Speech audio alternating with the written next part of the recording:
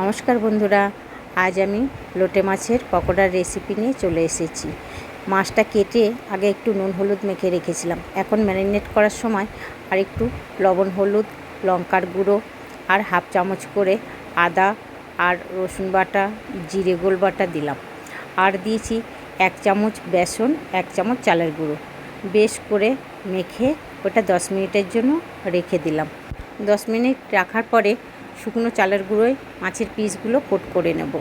তারপরে কড়াইয়ে তেল দিয়ে মাছগুলো ছেড়ে দেবো। অল্প তেলেই ভাজবো, কারণ লোটে মাছ বেশিক্ষণ লাগে না ভাজতে। হালকা তেলে সুন্দর করে মুচমুচে করে এপিট ওপিট করে ভেজে নেব। তোমরা একবার এরকম লোটে মাছের পকোড়া বাড়িতে বানিয়ে খেয়ে দেখবে, খুব ভালো লাগে। এবার আমি এই লোটে মাছের পকোড়াটা নামিয়ে নেব। এই রেসিপিটি তোমাদের কেমন লাগলো কমেন্ট করে জানাবে, আর আমার এই ভিডিওটিকে একটি লাইক করে দিও। ধন্যবাদ।